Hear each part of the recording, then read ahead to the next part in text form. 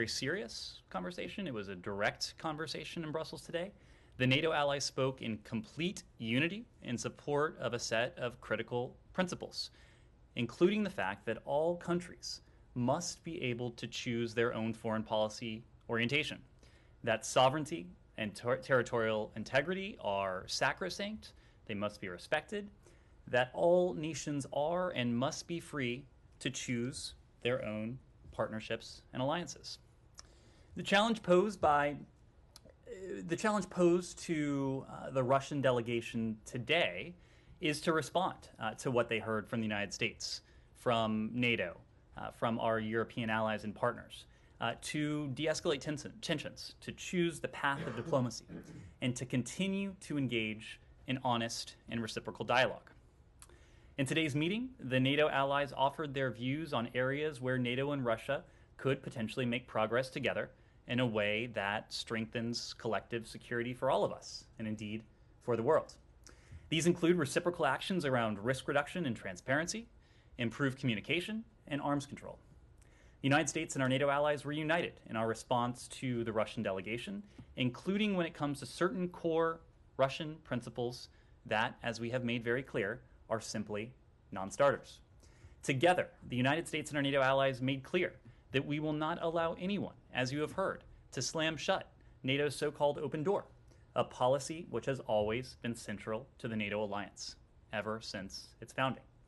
In Deputy Secretary Sherman's meetings yesterday with our EU partners, she discussed our work together and with the G7 to prepare coordinated economic measures that would exact a severe price for Russia's economy and financial system should Russia make that tragic mistake. At the Strategic Stability Dialogue in Geneva on Monday, as you've heard, the United States raised several preliminary ideas for our countries to take reciprocal actions that would be in our collective security interests, and that would also improve strategic stability. Informed by the meetings we have held so far, as well as by tomorrow's OSCE Permanent Council meeting in Vienna, governments in all three diplomatic tracks, the bilateral track, the NATO track, the OSCE track, will reflect on this week's discussions and determine appropriate next steps. It is Russia, as you have heard, that has a stark choice to make: de-escalation and diplomacy, which of course remains our preferred course, or confrontation and consequences. We expect the Russian delegations at the SSD, at the NATO-Russia Council, and tomorrow at the OSCE will have to report back to President Putin, who we all hope will choose peace and security, knowing that we are sincere and that we are steadfast when we say we prefer the course of diplomacy and dialogue.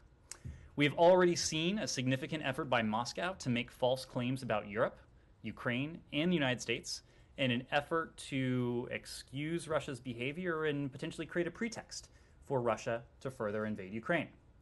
No one should be surprised if Russia spreads disinformation about commitments that have not been made, or if Moscow goes even further and instigates something as a pretext for further destabilizing activity. As you heard from the deputy this morning, we urge everyone not to fall for Moscow's continuing disinformation. With that, happy to take your questions. Okay, thank you for that recap. In an effort which I suspect will be entirely unsuccessful to prevent you from going over all of that again, has anything changed in the 4 hours since Deputy Secretary Sherman gave her news conference? Is there anything new that you can report to us, or are any questions that we ask now going to be answered by the same opening spiel you gave and her answers to the reporters at the press conference? Well, I would say, is there anything new? Or no? Can we move on to something else? You're welcome to ask whatever. Okay. I'll let my colleagues go. Great, Missy. Ned, I just want to clarify, following up on Matt's question about the talks this morning. I didn't realize there was a question associated with that. Or the comment or question. Yes. Yes. So there was the Secretary General mentioned something about NATO countries saying that they were interested in potentially a reciprocal reopening of the missions in Moscow and Brussels. But then the Deputy Foreign Minister from Russia made it sound like they were not interested in that. Is that, first of all, do you know what the state of play on that is? And is that has the United States or is the United States planning to pursue that as a specific confidence building measure or one of the proposals where there might be mutual agreement? And is there anything else you can tell us in addition to what Wendy Sherman said earlier about whether or not the Russians, what they indicated in terms of their openness to committing to anything beyond being at the OSCE meeting tomorrow? Well, Missy, to your first question, we have always been very clear that we believe dialogue, we believe diplomacy, we believe engagement is important. We believe it's especially important when times when tensions are high. This is certainly one of them. That's why we support the Secretary General's statement that NATO allies are interested in looking at the possibility of reestablishing respective NATO and Russian offices in Moscow and Brussels. Regarding future NATO-Russia Council sessions, as proposed by the Secretary General, it's also our hope that Russia will choose the path of de-escalation and diplomacy and engage in further dialogue with NATO. But the point in all of this is that the NATO alliance came together today. Russia had an opportunity to hear from the Secretary General, from the 30 allies, and we hope that Russia will choose to remain engaged in this diplomatic process. It's not for us to say what the Russians will choose or will not choose. It is for us to say what our preference is, what we are prepared to do. We are very much prepared to continue to engage in diplomacy. That remains our very strong preference. It remains our strong preference because we've been clear about the alternative. And the alternative that we have spoken to, that our NATO allies and partners have spoken to as well, is one of a strong response with unprecedented consequences for the Russian economy and for the Russian Federation. We hope that remains a hypothetical. In order for it to remain a hypothetical, what we will need to see are a couple things. We will need to see continued engagement. And I think you heard from representatives of the Russian Federation today that they found the meeting today useful. I think they made similar comments after the Strategic Stability Dialogue on Monday. We hope that is a signal that they will be willing to continue down this path. But the other point is that dialogue and diplomacy are important, but we also need to see progress. And progress can only take place meaningfully in the context of de-escalation. De-escalation is not something we have seen yet. And in fact, we've all seen reports of exercises and live fire drills that seem to be moving in the other direction. So we hope to continue with dialogue and diplomacy, and we hope that that dialogue and diplomacy bears fruit. Just to press you, since we were not in these actual sessions, am I correct to understand that the Russian side did not commit to any follow-on talks beyond the OSCE, be it the Russia-NATO venue or some bilateral venue or any other venue? Well, a couple things. So I think you heard, and I wouldn't dare speak for the Russian Federation, but I think you heard from them today that they were going to undertake consultations back in Moscow, which we understand to be the case. The deputy did say after her engagement with Foreign Minister Ryabkov in Geneva on Monday that we would expect to have additional engagement with the Russian Federation in the coming days. We hope that engagement takes place. We hope this diplomatic track continues. But even more importantly, we hope it bears fruit. Francesco. Hi, just to follow up on Sure. that, do you have any update on what form this follow-up engagement between the U.S. and Russia may take in the following days, when it will happen, if it will be at what level, the presidents, the secretaries, etc.? I don't have anything I'm able to share at this point today, but what I can tell you about is the process to get there. And part of the process, a core element of the process, was the engagement we had on Monday. was the engagement that NATO as an alliance had today in Brussels. But just as importantly, if not in some ways even more importantly, was what has taken place before Monday in the weeks and months since November, but also what took place in the aftermath of Monday and before the meeting of the NATO-Russia Council today. And that is the concerted dialogue, consultation, coordination that we have undertaken with our NATO allies, with European partners, with other multilateral organizations and bodies, to include the G7, the EU, and other groupings of countries like the B9, and of course our engagements with our Ukrainian partners as well. So what we learned on Monday, what we heard from the Russian delegation today in Brussels, we are comparing notes with all of those allies and partners as we figure out how best to continue down this path of dialogue and diplomacy, making clear that it remains our strong preference. We have made no bones about that, and we hope that that we will continue to see the Russians take part in that engagement. So then, if I may, what happens if there is no de-escalation? The troops remain at the border, but no escalation either. They don't invade Ukraine. Sorry. Because you said for the sanctions to remain hypothetical, you need progress and de-escalation. Does that mean that if the statu quo remains, some part of the sanctions can be enacted? Well, we've been very clear that the package of measures that we have spoken to with our allies and partners, that package would be enacted in the event of additional Russian aggression against Ukraine. What happens if there's a statu quo? If there is a status quo, we will continue to engage in diplomacy and dialogue, but we've been very clear that that diplomacy and dialogue can only produce results if it takes place in the context of de-escalation. In all of this, our goal has not been to have talks for the sake of talks. Diplomacy, of course, is a means to an end. And the end we would like to see here are reciprocal measures that redound positively on our collective security. Our collective security, meaning the security of the United States, of the Transatlantic Alliance, of NATO, of our European partners as well.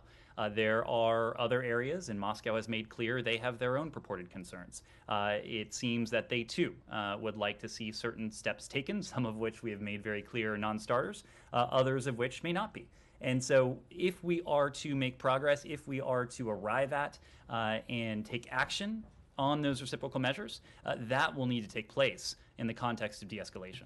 So, okay, just let me get this straight. So 13.5 minutes in, the answer to my question, has anything changed since the Deputy Secretary spoke in Brussels? The answer is no, right? But let me ask. You could have just said no, nothing is different, and instead, I get Matt, why you want to do we it, won't be put on the defensive for being transparent and having the Deputy Secretary go out there and give a long press conference and give 3 interviews, and the Secretary General of NATO doing the same. If the transparency is too much for you, we can have that discussion. You were all very transparent in Brussels, so has anything changed since then? That was a very easy question, I think, to answer, and you could have just said no, but instead you spent 13 and a half minutes. Matt, your colleagues are welcome to ask any question they would like. I am happy to answer any question they would like. I'm going after you. I am answering the questions that your colleagues asked. Okay. Would anyone else dare ask a question? Yes, Courtney. Thanks. So, I mean, are the U.S., NATO, and the Russians even operating under the same common set of definitions on de-escalation right now?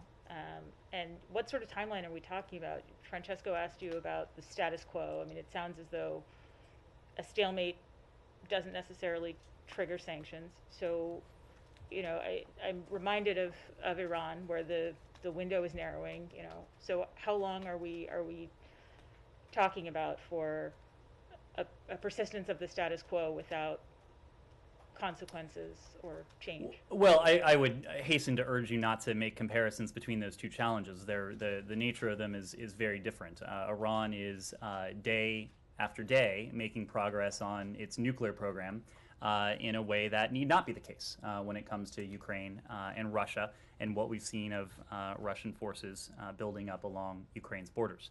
It's our goal in all of this to forestall any additional Russian aggression against Ukraine. It is our hope that we can make progress as quickly as possible, but I'll make a couple points to temper that. One, we are obviously coming at this with very little in common. And I think you have heard that over recent days. You probably knew that even before Monday, because the Russians have been very public in the 2 treaties they have published about what it is that they seek.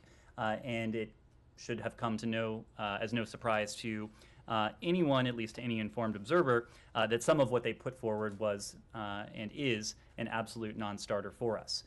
So when you talk about a Venn diagram of overlapping areas that could potentially bear fruit, it takes some work to identify that, given the starting position. Second, and this was especially the case in the context of the strategic stability dialogue, issues of strategic stability, issues of arms control, these are issues that typically aren't resolved in hours, days, or even weeks. These are issues that are complex, that involve multiple countries within our own system. It involves multiple departments and agencies, and the same would be true of the Russian Federation. So we have to take into account the nature of some of the issues that we're talking about. But we've also been clear, and the Secretary, the way he put it, was that progress can't be achieved when there's a gun pointing at Ukraine's head. And so, again, we continue to believe that the sort of meaningful, reciprocal measures that would redound positively on our collective security and that the Russians would view as favorable to their positioning as well, those are elements that can only be achieved in the context of de-escalation. De-escalation could take place tomorrow. It could take place Friday. That is what we would like to see happen. It has not taken place yet. And in fact, there are some indications that we've seen movement in the opposite direction. But de-escalation is, when I was speaking to the more difficult, complex issues that we're grappling with in the context of arms control and how that could take weeks or even longer, de-escalation is not something that should take weeks or even longer. It would take one individual in the Russian system giving an order and us seeing that progress, us seeing that order translate into de-escalation on the ground. Yes, Eva. Thank you, Ned. Allow me to indulge because I have a few questions on Sure. Iran and one on Yemen. On Iran, a European representative told Reuters that he believes that February 1st should be the cut day, who is privy, obviously, to the negotiation in Vienna, and that should be the final date to achieve some kind of agreement. I know that you keep saying that the window is not open forever, so do you agree with this assessment, number one? And second, the U.S. representative Rob Malley met with the GCC representative in Vienna, and I know again that you negotiate and you consult often with your Gulf allies, but what prompted this meeting to take place in Vienna? Is it something that to do with the security arrangement that the GCC countries has demanded in the negotiation?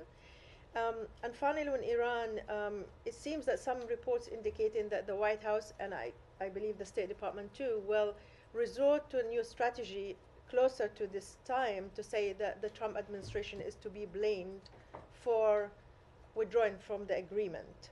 That was reported today. I don't know how accurate is this information. Maybe you can answer these questions. Sure. So let me take those in order. So first on the time frame, I would make a couple points.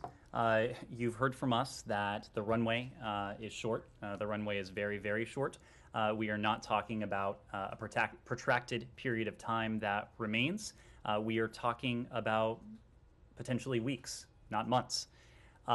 Second, it is impossible for us, at least at this point, to point out a date on the calendar and say that is the deadline. And it is impossible for a simple reason. You've heard me say before, this is not a temporal clock that is ticking down. It is a clock that is based on, and a calendar that is based on technical assessments. And really what we are looking at here is a very simple equation. When do the non-proliferation benefits afforded by the JCPOA as finalized in 2015 and implemented in 2016, when are they overcome by the advancements that Iran has made in its nuclear program since it began to break free from the limits that it previously subscribed to after the last administration left the JCPOA? That is an assessment that will be based on a whole series of inputs. What we can discern publicly and non-publicly regarding those advancements and their implications for things like Iran's breakout time when it comes to acquiring enough fissile material needed to produce a nuclear weapon if they were to move in that direction. Remind me of your second question. Oh, the meeting with the GCC. So as you know, Rob Malley often meets with the GCC before the start of the seventh round, I believe it was. He took part in a virtual meeting with the members of the GCC to brief them on the status of our pursuit of a mutual return to compliance with the JCPOA. Secretary Blinken had an opportunity to meet both in person and virtually with representatives of the GCC when we were in New York City for the UN General Assembly in September. And Rob Malley and his team, in addition to others here in this building, are regularly updating our GCC partners on our progress. When it comes to our GCC partners, you've also seen them issue statements and speak favorably of a potential return to compliance with the JCPOA. Of course, that wasn't always the case, but you have heard from countries around the world, including in that region, that the reimposition of verifiable and permanent limits on Iran's nuclear program would be to our advantage, and that's precisely what we're seeking to do. When it comes to what you've read about the messaging strategy, I think I was actually quoted in that article, so I have a hard time distancing myself from it. But look, this is not a point we haven't made before. And it was a point that was as obvious on January 21st as it is on 2021, as it is on January 12th of 2022. That is that we inherited a situation that none of us would have wished for. A situation in which Iran had been galloping forward in its nuclear program, freed from the nuclear shackles to which it previously subscribed, with proxies that certainly were not cowed, but in some ways have become even more brazen and aggressive, with Iran, I should say with the United States, in some ways more isolated diplomatically than Iran, because of the course that the previous administration had pursued. I think if you ask anyone in this administration if we would have preferred to have entered into office on January 20th with Iran's nuclear program verifiably and permanently constrained, and Iran permanently barred from ever obtaining a nuclear weapon, the answer would be a resounding yes. If you, as I just mentioned, were to ask our GCC partners whether they would have preferred that. The statements that you have heard from them recently indicate that they would as well.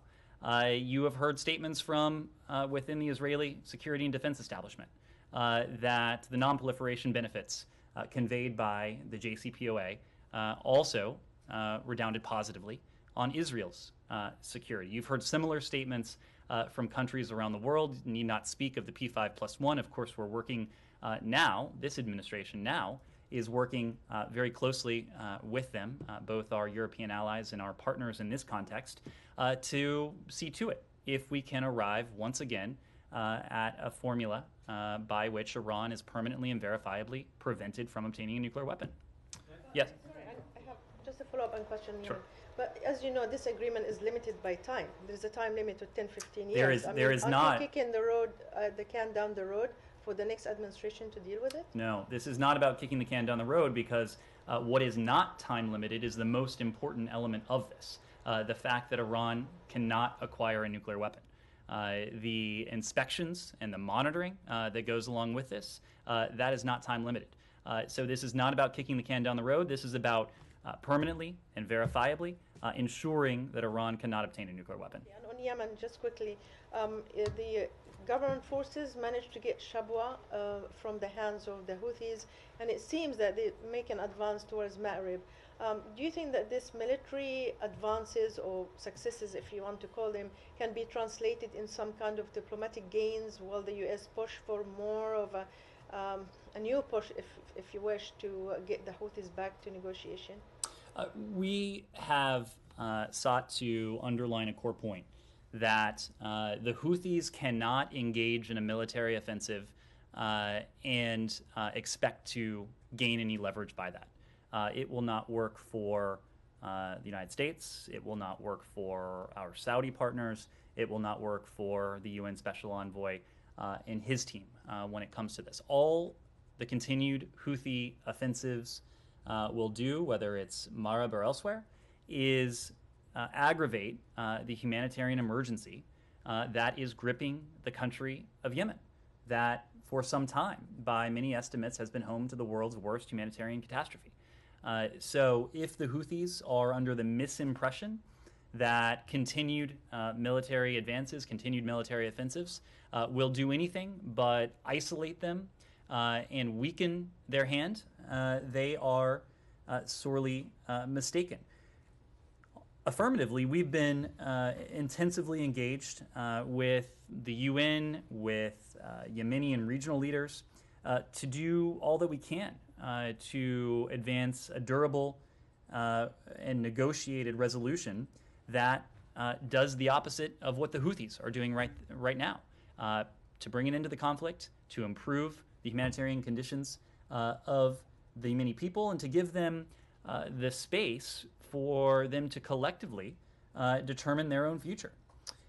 This is, in our estimation at least, translated into important building blocks that have the potential to pave the way for what we hope is a cessation of hostilities and ultimately peace in Yemen.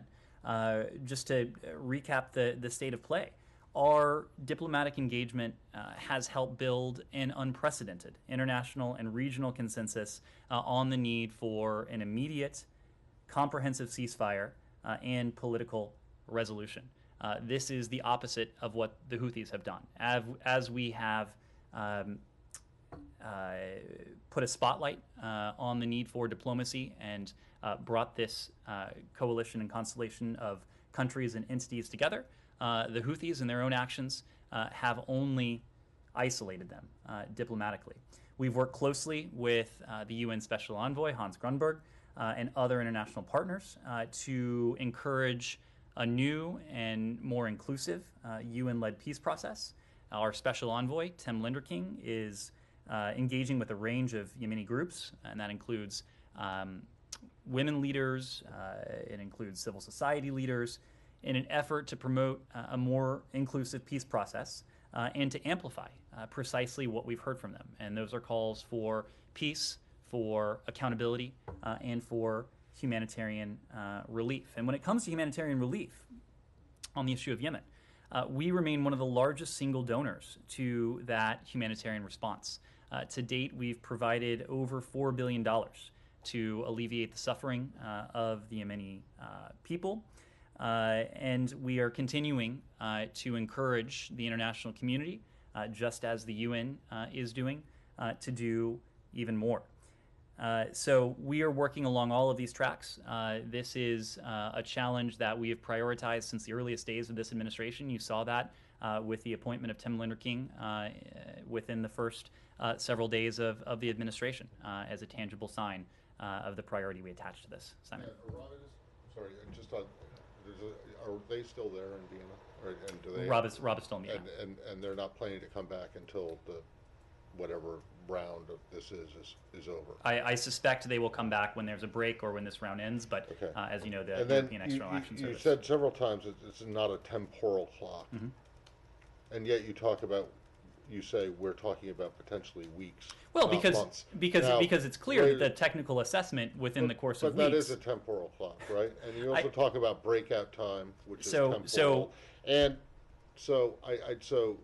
I mean, there is a temporal clock aspect to this. Well, Maybe not it in is terms of it is seconds it is or minutes, but it's certainly in terms of days and weeks. it is right? temporal in the sense that it will be weeks and not months, but it is not All right. temporal calendar-wise in the sense that it will be February 1st or February 4th or Well, any other but it notional is. date.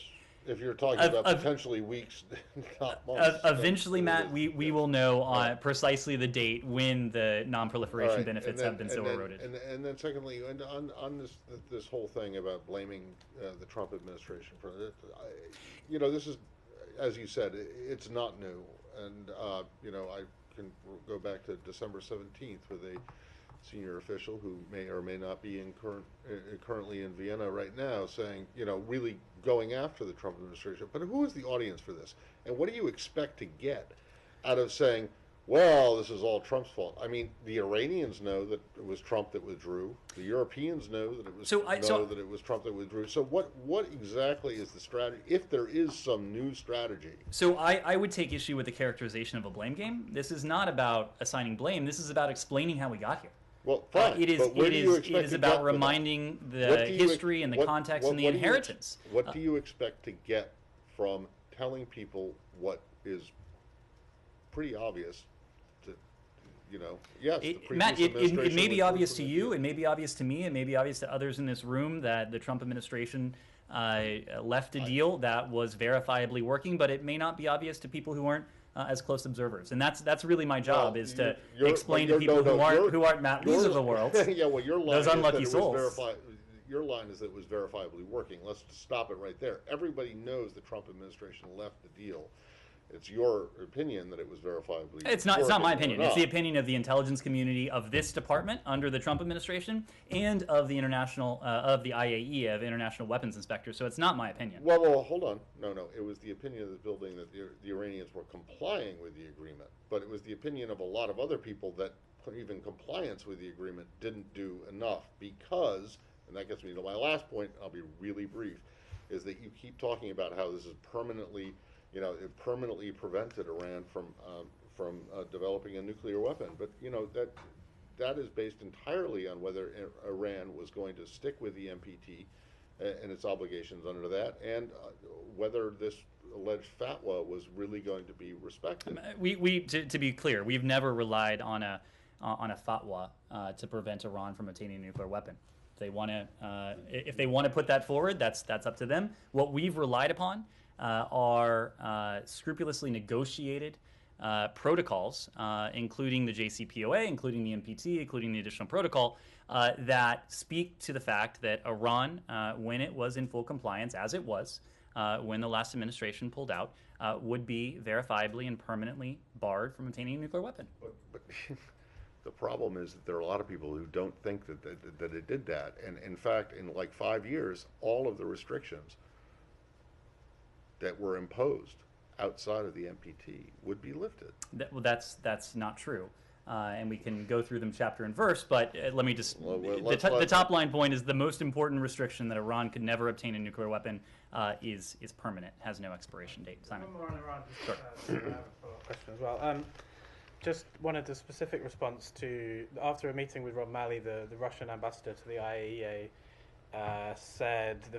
tweeted, the feeling is that negotiations are moving forward. Is that a characterization of that you would agree with of what's happening in Vienna, or are you more on the side of what the French Foreign Minister Le Drian said yesterday, which was, there was progress in December, but things seem to have slowed down and it's all moving too slowly? We're on the side of what we have said, that we have seen modest progress in recent weeks. Now, modest progress is better than no progress. Modest progress is not as good as significant progress. Modest progress is also not sufficient if we are going to be able to achieve what we sincerely and steadfastly seek to achieve, and that's a mutual return to compliance. What we hope to see in Vienna going forward is more than modest, but that is up to the Iranians, the pace at which they want these negotiations, these indirect negotiations, to proceed. And just onto North Korea, the sanctions that you've released today, you're targeting North Koreans, including North Koreans based in China and a Russian company. I guess firstly, why are there no Chinese or Chinese companies in this particular round of sanctions? Given that these North Koreans are based in China, presumably they are procuring Chinese material. And more broadly, do you think Russia and China are doing enough to enforce the UN sanctions that you say are breached by these launches? Well, just to review the bidding on this, today we in the Department of the Treasury imposed sanctions on 8 DPRK-linked individuals and entities pursuant to Executive Order 13382. The designations that we put forward targeted 1 DPRK individual, 1 Russian individual, and 1 Russian entity that together worked to procure multiple goods with ballistic missile applications for the DPRK. But to your question, the Department of the Treasury targeted 5 PRC and Russia-based representatives of a DPRK entity, and this entity is subordinate to the DPRK's Second Academy of Natural Sciences, which is the target of UN designations, is also the target of previous U.S. designations from 2010 to for its support of the DPRK's weapons program. When it comes to sanctions and designations that are in place, these are important measures to constrain North Korea's ballistic missile and nuclear program. And it's important that the international community send a strong, unified message that the DPRK must halt provocations, it must abide by its obligations under UN Security Council resolutions, and engage in sustained and intensive negotiations. Now, obviously, we have not seen all of that. These UN Security Council resolutions, the U.S. designations and sanctions, they will remain in effect, and we urge all UN member states to fulfill their obligations under those resolutions. Yes. I have a couple of questions, if you don't mind. Is it accurate that the West has offered Iran to negotiate a temporary deal instead of returning to the JCPOA? And can you give Iran any guarantees that the next administration won't withdraw from the deal? And I have another one on Syria, if you don't mind. Look, we have been resolute in this. What we seek, at least at this point, and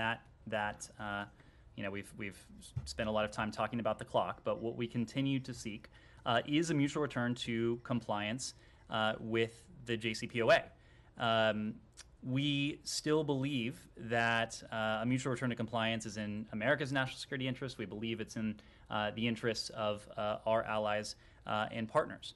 The President has been clear, and I think you saw this in a statement in October that emanated from our meeting with the European Quad when President Biden got together with his counterparts in Rome, I believe it was, where we made clear that we are prepared to return to full compliance with the JCPOA and to stay in full compliance with the JCPOA as long as Iran does the same.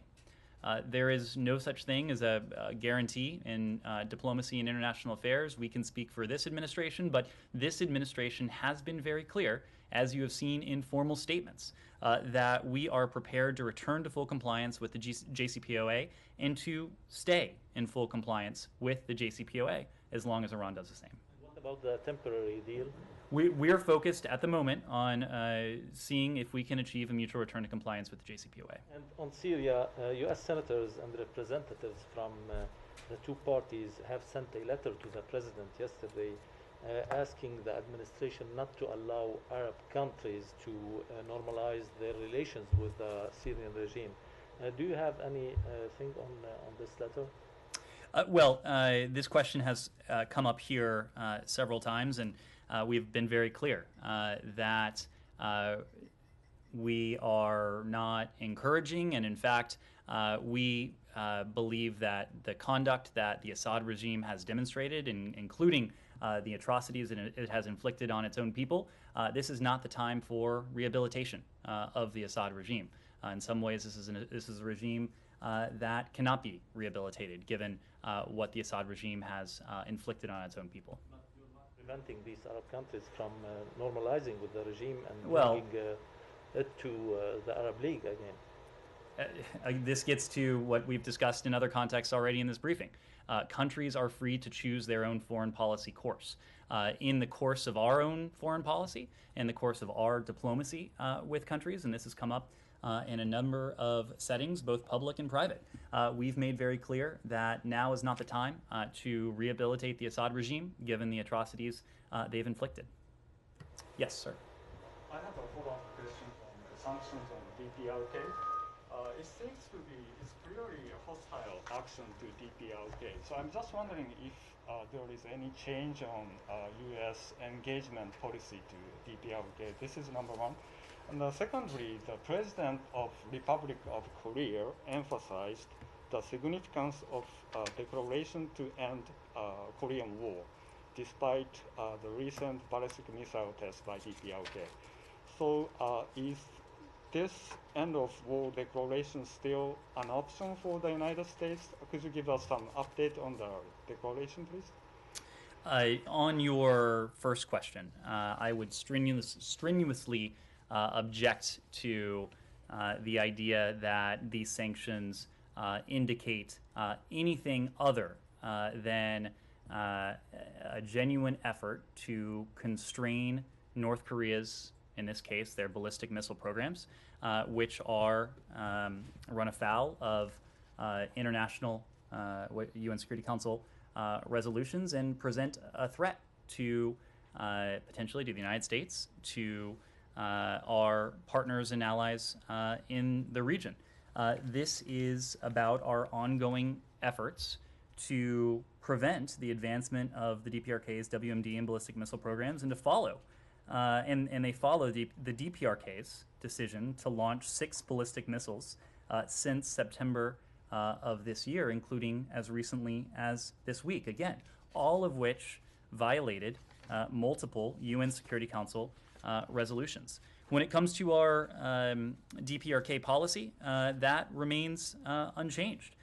These steps, again, are about preventing threats to the United States, to our allies, and to our partners. Our commitment to the defense, to the security of our treaty allies, Japan and South Korea, the commitment we have to the safety and security of Americans, including service members and others in the region, that is something that that is sacrosanct to us. What about the declaration to end the Korean War? When it comes to end of war declaration, look, we have been very clear that we seek dialogue, we seek diplomacy to bring about lasting peace on the Korean Peninsula. We remain committed to that. We have made clear that we are willing, ready, and able to engage in that diplomacy in close coordination and consultation with our allies and partners. Andrea. You just said that the policy towards the DPRK remains unchanged to prevent threats to the U.S. and our allies, essentially. How is that policy working since their advances have been extraordinary? I mean, you inherited this, but the advances just in the last year indicate, SLBMs, the missile advances just this week and last week. So how is that preventing the threats? Clearly, the policy is not working to prevent threats. The threats are increasing. Is there a thought to changing the policy to try to get them to engage, to come up with some other way to get them to respond to the overtures from this administration? So I'd make a couple points. We continue to believe that if we are going to bring about a lasting peace on the Korean Peninsula, if we are going to bring about the denuclearization of the Korean Peninsula, and that remains our goal, that the only effective way to do that, the only durable way to do that, is through dialogue and diplomacy. I do not think that you will see that posture change, just because diplomacy, in this case... Dialogue or diplomacy, how do you get them to engage? So we get them to engage by making clear exactly what our posture is, by making clear that the United States stands ready with our allies and partners to engage in diplomacy, just as you saw us do today. We continue to enact measures that put constraints on these WMD and ballistic missile programs that hold proliferators and other bad actors accountable for their activity. We'll continue to do that. But just because we are enacting measures that hold individuals and entities to account, that doesn't mean that our belief in the importance and the value of diplomacy and dialogue is diminished. And in fact, what we've seen from the DPRK in recent days only underscores our belief that if we are going to make progress, that we will need to engage in that dialogue, and the offer stands. Doesn't the fact that he has continued to expand his program, despite COVID, despite famine, despite sanctions, indicate that some rethinking has to be made? The sanctions don't seem to be deterring him at all. Well, it is our estimation that some rethinking will need to be done in Pyongyang. Again, this is, you said it yourself, Andrea, the DPRK is in what by many accounts is a dire humanitarian situation. There is COVID, there is deprivation, there is poverty, of course. If these issues are to, conditions are to improve, something will need to change.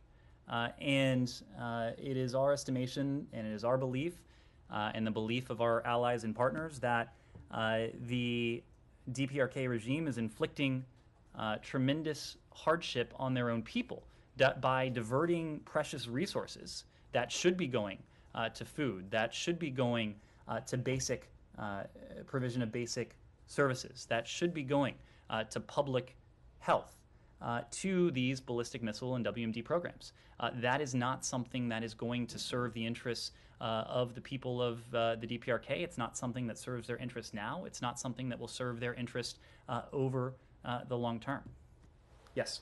Just a follow-up, because you keep mentioning the sanctions to constrain, but you said yourself this was the 6th test this year, and reportedly the 2nd hypersonic test, reportedly, in less than a week. So, I mean, I just don't understand how you can say, or how you could feel that this constraint policy is working. What I would say is that